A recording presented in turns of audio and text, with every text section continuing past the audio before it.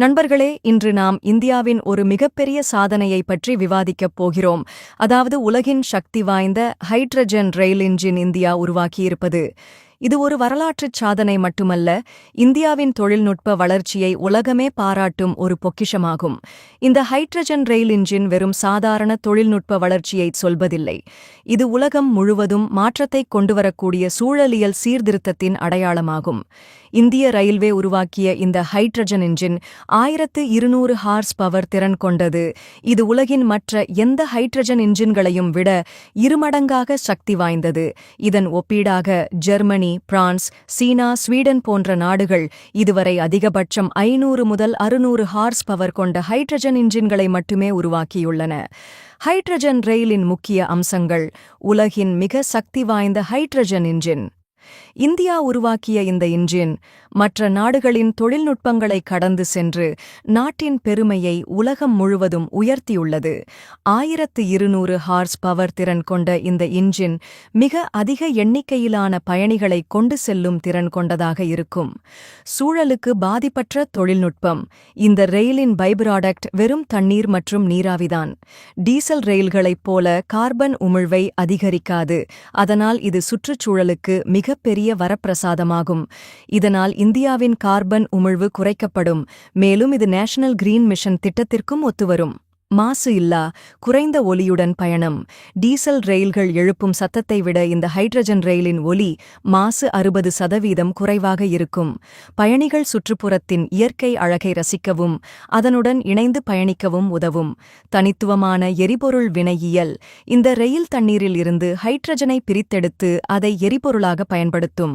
உலகின் 71% தண்ணீரால் மூடப்பட்டிருப்பதை எண்ணிக்கையில் இந்த எரிபொருள் முடிவில்லாததாக கருதப்படுகிறது. இது சிக்கனமாக மட்டுமல்ல, இலகுவாக கிடைக்கக்கூடியது என்பதாலும் சிறப்பாகும். இந்த திட்டத்தின் இடர்பாடுகள்.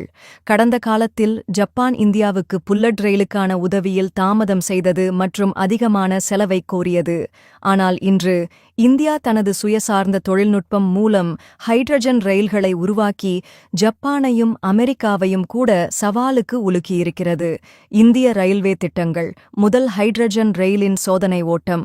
ஜிண்ட் சோனிபத் பாதையில் 900 கிமி தொலைவில் 140 கிமி மணி வேகத்தில் இந்த ஹைட்ரஜன் ரயில் சோதனை ஓட்டம் நடத்தப்படும்.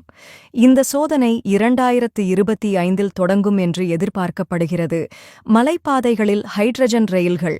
டர்ஜிலிங், மாத்ரான், நீலகிரி போன்ற மலைப்பாதைகளில் 2026க்குள் 30 ஹைட்ரஜன் ரயில்கள் அறிமுகமாக உள்ளன.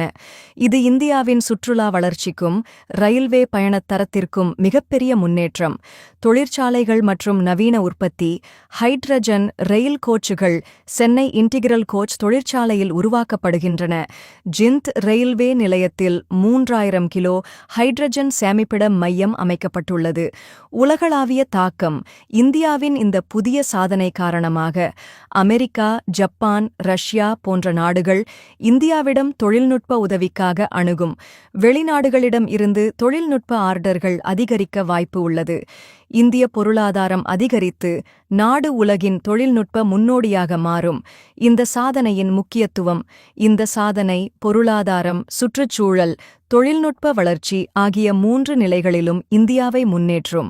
இது கீழ்க்கொண்ட நாடுகளுக்கும் தொழில்நுட்ப உதவி வழங்கி இந்தியாவின் சர்வதேச உறவுகளை வலுப்படுத்தும். இந்தியாவின் இந்த சாதனையை நீங்கள் எப்படி பார்க்கிறீர்கள்? இந்த தகவலை உங்கள் நண்பர்களுடனும் குடும்பத்தினர்களுடனும் பகிருங்கள். மேலும் இத்தகைய முக்கியமான செய்திகள் தெரிந்து கொள்ள சப்ஸ்கிரைப் பண்ணி லைக் மற்றும் கமெண்ட் செய்ய மறக்காதீர்கள். வந்தே மாதரம். ஜெய் ஹிந்த்.